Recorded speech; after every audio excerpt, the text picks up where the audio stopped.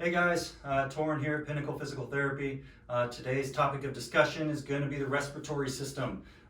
When it comes to orthopedics, sometimes it gets overlooked, but when you see the types of patterns that we tend to see, you kind of realize how important the respiratory system is and how proper breathing technique can aid and help in overall body mechanics and coordinating the respiratory system with the musculoskeletal system.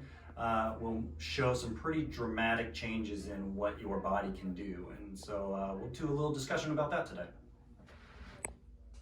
Okay, the diaphragm is a muscle that sits just below your lungs, okay, and on top of your stomach.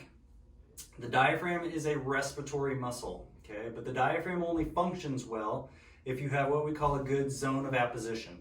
So the zone of apposition is the ability for your rib cage to be curled down, which allows the diaphragm to become a dome-shaped muscle. That can really affect lumbar spine control.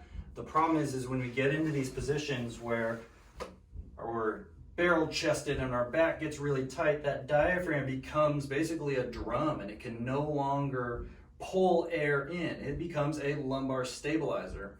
And it'll actually pull your spine forward, creating more arch, which over time is very bad and detrimental to what goes on in your back. So a lot of the things that we work on is helping to improve, again, zone of apposition, getting that rib cage down by using your rectus abdominis, your obliques, to control this anterior rib cage position. If we can maintain that, the diaphragm can become domed, and when you go to breathe in, your diaphragm drops down to flatten out, drawing the air in your nose. As you blow out, your obliques, your core start to compress, and you can push your air out. A lot of people think breathing like that is really helpful. Yes, if you need max air, that is, if you're doing a lot of running or a lot of cardiovascular activity that you really got to get a lot of air in, that's great. When you're just walking around, we don't need to be breathing like that. That is going to drive your back muscles to become so tight and so dominant that they will shut your core off. If you lose your core, you're losing a lot of stability, and now we're getting into some mechanical dysfunction for your low back, for your shoulders, for your shoulder blades. It creates a lot of dysfunctional issues. So keep in mind, breathing can really affect mechanics of what your core and your torso and your ability to move does. So the way that we look at it, more core, more zone of apposition, improve your diaphragm position, helps you breathe better. If you have asthma, it's really important. You become a lot stronger in being able to force air out. And they do testing for that. So keep that in mind. And if you got questions about the zone of apposition or how your diaphragm can affect things, please give us a call and we will address it. Come in for a discovery consult. We can talk about it. And the next step will show you a little picture of what the zone of apposition is. Okay, to provide you guys a little bit of visual in what I'm talking about, the diaphragm and its positioning. The picture on the far right that we're going to be looking at, and we will make a little arrow to what I'm talking about. The diaphragm has become very flat from the back being in significant amount of extension, like your rib cage is sticking forward.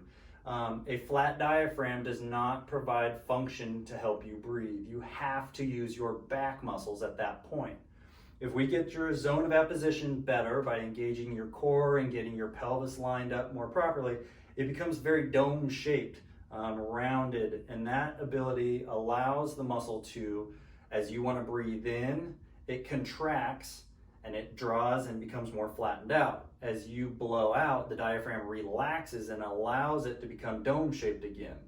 So in this picture, it shows the one on the right with a suboptimal zone of apposition, a picture in the middle that shows an optimal zone of apposition.